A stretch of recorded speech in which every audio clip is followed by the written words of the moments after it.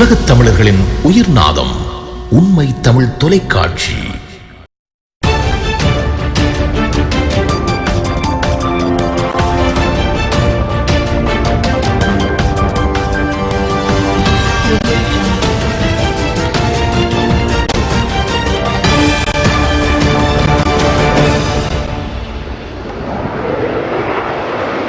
அனைத்து பாதுகாப்பு பிரதானிகளின் சேவை காலத்தையும் எதிர்வரும் டிசம்பர் மாதம் இறுதி வரை நீடிக்க ஜனாதிபதி ரணில் விக்ரமசிங்க தீர்மானித்துள்ளார்.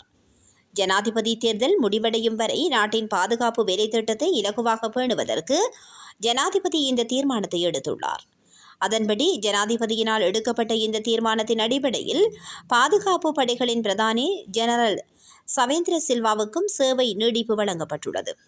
இதேவேளை ஜனாதிபதியின் இந்த முடிவின் மூலம் டிசம்பர் மாதத்திற்கு முன்னர் சேவை காலம் முடிவடைய உள்ள முப்படை தளபதிகள் மற்றும் அனைத்து பாதுகாப்பு பிரதானிகளும் எதிர்வரும் டிசம்பர் மாதம் வரை பதவியில் இருப்பார்கள் என அறிவிக்கப்பட்டுள்ளது.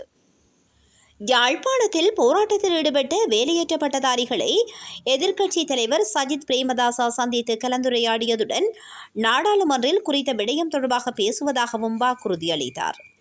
வடக்கு மாகாண சேவையில்லா பட்டதாரிகள் சங்கத்தின் ஏற்பாட்டில் யாழ்ப்பாண மாவட்ட செயலகத்திற்கு முன்பாக இன்று கவனஈர்ப்பு போராட்டம் முன்னெடுக்கப்பட்டது. இதன்போது போராட்டம் நடைபெற்ற பகுதிக்கு வந்த எதிர்க்கட்சி தலைவர் சஜித் பிரேமதாசா போராட்டக்காரர்களுடன் கலந்துரையாடியிருந்தார். இதன்போது எமது ஆட்சி உருவாகும் போது கல்வித்துறையில் சீர்திருத்தம் கொண்டுவரப்படுவதாகவும் மாற்றுத்திறனாளி பட்டதாரிகளுக்கு முன்னுரிமை வழங்கப்படும் எனவும் அவர் தெரிவித்தார். இதன்போது ஐக்கிய மக்கள் சக்தியின் பிரதி செயலாளர் உமா சந்திர பிரகாஷ் உள்ளிட்ட அமைப்பாளர்களும் சென்றிருந்தமை குறிப்பிடத்தக்கதாகும். கொஸ்பேவே பகுதியில் சுமார் 30 கோடி ரூபாய் பெறுமதியான போதைப் பொருட்களுடன் சந்தேக நபர்கள் 3 கைது செய்யப்பட்டுள்ளனர். போலீஸ் விசேட அதிரடிப்படையினரால் மேற்கொள்ளப்பட்ட சுற்றிவளைப்பு நடவடிக்கையின் போது சந்தேக நபர்கள் கைது செய்யப்பட்டிருந்தனர். இதன்போது சந்தேக நபர்களிடம் இருந்து 13 கிலோ 106 கிராம் ஹெரோயின், 164 கிராம் ஹஜிஸ் போதைப் பொருள், 2 கை துப்பாக்கிகள் மற்றும் 2 கார்கள் என்பன கைப்பற்றப்பட்டுள்ளன.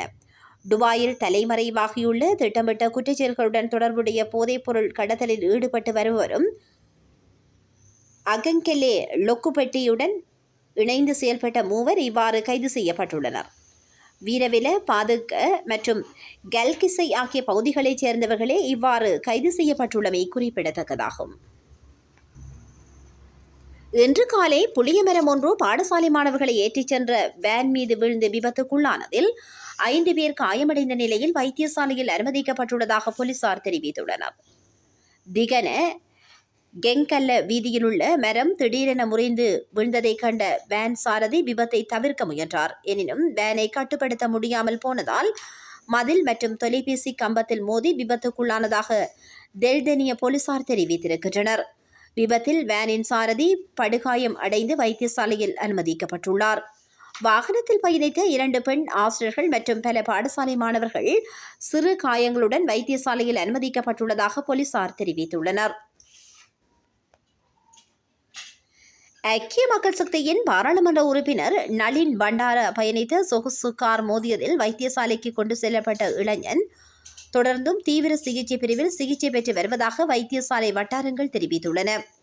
கடந்த ஜூன் மாதம் 3ஆம் தேதி இடம்பெற்ற விபத்தில் இளைஞர் படுகாயமடைந்த நிலையில் தீவிர சிகிச்சை பிரிவில் அனுமதிக்கப்பட்டிருந்தார்.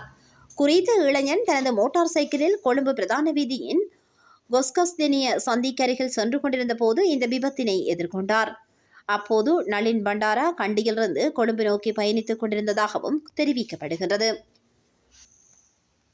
இந்தோனேஷியாவினால் காணாமல் போனதாக தேடப்பட்டு வந்த பெண் மலைப்பாம்பின் வயிற்றுக்குள் இருந்து சடலமாக கண்டெடுக்கப்பட்ட சம்பவம் அதிர்ச்சியை ஏற்படுத்தியுள்ளது. மத்திய இந்தோனேஷியாவின் தெற்கு சுலேவேசி பகுதியின் கலம்பேபாங் கிராமத்திலேயே இந்த சம்பவம் இடம்பெற்றுள்ளது. குறித்த கிராமத்தில் வசித்து வந்த 45 வயதான பரிதா என்னும் பெண் கடந்த வியாழக்கிழமை காணாமல் போயிருந்த நிலையில் அவரது கணவர் உள்ளிட்ட கிராமத்தவர்கள் அவரை தொடர்ச்சியாக தேடி வந்துள்ளதாக தெரிவிக்கப்படுகிறது.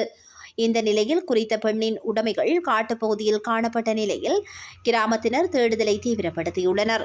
இதன்போது மலைப்பாம்பு ஒன்று பெரிய வயிற்றுடன் இருப்பது கண்டுபிடிக்கப்பட்டுள்ளது. பின்னர் அந்த மலைப்பாம்பின் வயிற்றை கிழித்தபோது பிரதாவின் தலை வெளிப்பட்டுள்ளது.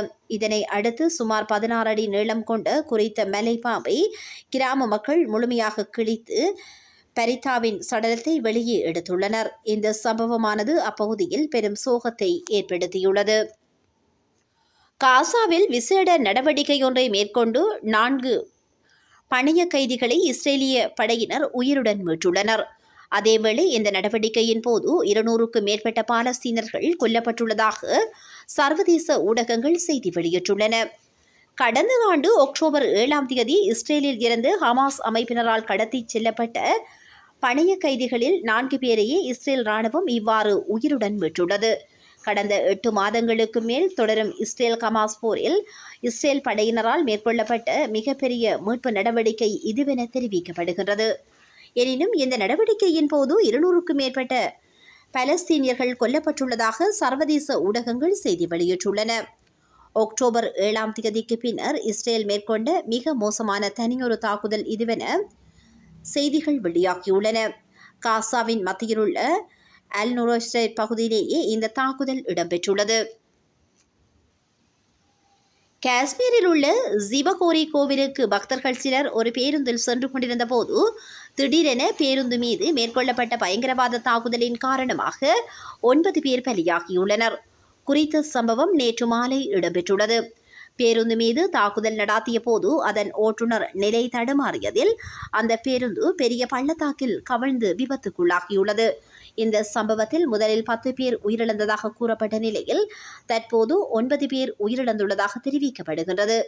அதேவேளை இந்த தாக்குதலில் 33 பேர் காயமடைந்துள்ளதாகவும் அவர்கள் சிகிச்சைகளுக்காக வைத்தியசாலையில் அனுமதிக்கப்பட்டுள்ளதாகவும் குறிப்பிடப்பட்டுள்ளது. இவ்வாறு நடாத்தப்பட்ட தாக்குதலுக்கு இந்தியாவின் பல்வேறு அரசியல் தலைவர்களும் தங்களது கண்டனங்களை தெரிவித்து வருகின்றனர்.